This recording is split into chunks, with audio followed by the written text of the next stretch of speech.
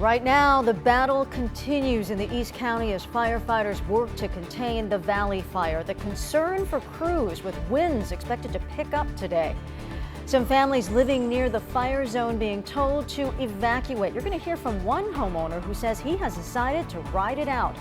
The fire isn't the only worry here in San Diego. There could be a spike in COVID-19 cases at San Diego State as they prepare to unveil some new numbers. ABC 10 News at 11 starts now. ABC 10 News at 11 starts now. The Valley Fire still top of mind for San Diegans. That fire staying steady overnight in terms of acres at more than 17,000 with 3% containment. But a dangerous change in the weather is coming. Thanks for joining us. I'm Virginia Cha. We have team coverage. ABC 10 News reporters Jared Aarons near the front lines and Marie Coronel at the evacuation center in Spring Valley. Pinpoint meteorologist Megan Perry is now tracking the conditions. But first, let's begin with Jared in the burn zone near Lawson Peak, with a look at some of the techniques fire crews are using to try to stop the spread. Good morning, Jared. Good morning, Virginia. This is one of those techniques. This is a fire break line, and bulldozers and hand crews plowed all the vegetation away, going all the way up this mountain. You can see the line as it spreads of dirt, and you can see how it works, because on one side of it is all of that burned ground that the Valley Fire hit, but then it came up to the line, it ran out of fuel, and couldn't spread anymore. That's why everything on the other side is still green. Bulldozers expanded and reinforced fire break lines and access roads in Lawson Valley Tuesday morning as crews worked furiously to get ahead of the Valley Fire before Santa Ana winds return in the afternoon. Today, they're probably going to commit everything they've got and really work really hard to try to get a handle on this thing before the Santa Ana winds pick up. Retired Fire Captain Bob Lyon says it may be impossible to surround the entire fire in one morning, but they can focus on trouble spots. They know the terrain, they know the weather that's coming in. So what they're going to do is find the areas that they suspect are going to be the most dangerous once the winds kick up, and they're going to put their effort into those areas to try to get that controlled. Bulldozer lines are just part of the strategy. Air tankers dropped fire retardant across the area Monday, and hand crews dug more lines while dozens of engines moved into strategic spots to fight flare-ups. But Lyon says no matter how well you plan and prepare, it all depends on Mother Nature. It's going to be difficult, but they'll probably rise to the occasion on this and put everything they've got into it. Even with lines like this in place all over the fire area, those Santa Ana winds can still pose a problem because they can get strong enough to pick up burning embers and carry them across the line, spread the fire even more. That's why crews are going to stay on high alert all afternoon and beyond to make sure they can try and get this under control. In Lawson Valley, Jared Aarons, ABC 10 News. Thank you, Jared. We continue our team coverage with ABC 10 News reporter Marie Coronel at Steel Canyon High School. Marie, I know you spoke with someone who was hoping to ride the fire out. Yeah, Virginia, so most of the people that come to evacuation sites like this have already made the decision to leave their homes. But today we met one homeowner who says this decision is not an easy one to make. Where we're going to go, it's not like get a luggage and go to a hotel and be nice. Okay, nice. They see everything. Beautiful. No, we have animals here. For Leo Prado, picking up and leaving his home in the Deerhorn Valley area isn't an easy task, especially with horses and dogs. So his family has decided to stick it out, as his area is only under voluntary evacuation. Leo says he hasn't had power since the Valley Fire started, and he says SDG&E keeps pushing back the restoration time, affecting his decision. And they keep kicking the can. Like they say, oh, it'll be back at 12 noon. 30 minutes before that, it doesn't happen. Oh, 4 p.m., 30, 40 minutes before 4 p.m., doesn't happen. 8 p.m., they keep saying that. So if they just came out and told you it'd be 3 or 4 days? 3 days, we're fine. You know what? Let's get out of here. Otherwise, they keep lagging. Should we stay? Should we go?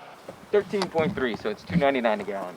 Leo now spends more than $100 a day refilling his propane tanks for his generator, which his house relies on. But with the Santa Ana winds arriving late Tuesday afternoon, Leo says he may be forced to change his mind and find somewhere else to go.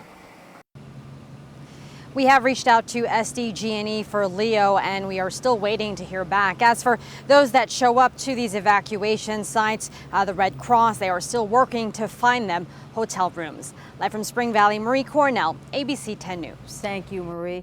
We want to check on this important forecast. Megan, we are less than an hour away from the start of a red flag warning, but you have some positive news. That's right. So the marine layer still with us, even all the way out to Jamul. I know it kind of looks bright outside, but it's actually completely overcast. It's been pretty misty across the county as well. So conditions are still really ideal right now for the firefight. And even though that red flag warning goes into effect at noon, we're really not going to see our stronger Santa Ana winds until later tonight. You can see those clouds still hovering over Jamul this morning, and they are clouds, not smoke. There is some smoke mixed in, but it is mostly marine layer this morning. The onshore flow is still with us. Those winds have not turned offshore yet. It is still very cool, 65 degrees there, humidity still high, and the wind still fairly calm. In fact, across the county, temperatures really haven't changed too much from early this morning, 60s and 70s everywhere west of the mountains. But as we head into this afternoon, those winds are going to start to transition offshore. That will help push the marine layer out. And by tonight, mainly in the overnight and early morning hours tomorrow, that's when the winds are going to peak here. That red flag warning in effect a little early compared to what we're really going to be seeing. I'll show you that using 10 News Futurecast with winds in your full forecast. Virginia? All right, thank you, Megan. Now we want to show you this outage map from SDG&E. Right now, about 1,200 homes and businesses are without power. See the several outage points there in the East County. SDG&E says most of those are because of the fire, which has damaged parts of the electrical system. The Jamul-Dulzura Union School District canceling school today because of the Valley Fire. For now, this is a one-day closure, and we will, of course, will let you know if it is extended into tomorrow. Just about an hour ago, county leaders unveiled their new program to prepare San Diegans for disasters such as the Valley Fire. Being prepared and knowing what to do when you only have minutes or even seconds can bring a great peace of mind and save your life. Supervisor KRISTIN Gaspar announcing a 5-step plan to help multilingual communities be ready. It's called Listos California. The first step, make sure you're getting emergency alerts by registering on Alert San Diego. Then make a plan to protect those under your care. Pack a go bag of essential items, but don't forget to have a stay bag in case you cannot evacuate. Also, make sure to help your friends and family be ready as well in case of an emergency. Well, the U.S. Forest Service closing national forests here in California, including those in the southern part of our state, and that includes the Cleveland National Forest, where the Valley Fire is burning, as well as the Sierra National Forest, where the Creek Fire is burning, and the San Bernardino National Forest, where the El Dorado Fire has scorched more than 10,500 acres. It's now 16% contained. The service is also adding restrictions to try to prevent more fires. Campfires and gas stoves not being allowed on National Forest System lands. That is all coming after the announcement that wildfires have now burned a record 2 million acres in California this year. The previous burn record was set 2 years ago with the Camp Fire. And as we have reported, that is still California's most deadly wildfire. Meanwhile, the Creek Fire I just mentioned burning to our north continues to grow as well. Firefighters announcing this morning it has burned nearly 144,000 acres so far with zero containment. The dangerous flames leaving a couple of hundred people stuck in the Sierra National Forest, but firefighters say those people are now safe. Meanwhile, more people living nearby are being told to evacuate. At least 65 structures have been destroyed, with thousands more threatened by that fire. Crews have been unable to get a handle on it, and of course we'll keep track of that one as well. Governor Newsom will be holding a briefing at noon today to talk about the state's response to these fires as well as to COVID-19. You can watch that live right here or on our ABC 10 News app. When you get there, you will also find resources for families impacted by the Valley Fire. Well, today we are waiting to hear an update on the possible spike in cases at San Diego State. The university recently extending its stay-at-home order. It was originally set to expire today. Now it's been extended to Monday next week, September 14th. The university says they have seen significantly less activity on campus since issuing that order. SDSU also says they are expecting another increase in COVID-19 cases due to delayed testing results. On Sunday, San Diego State reported 286 new cases among students. That number is up by 102 over last Friday.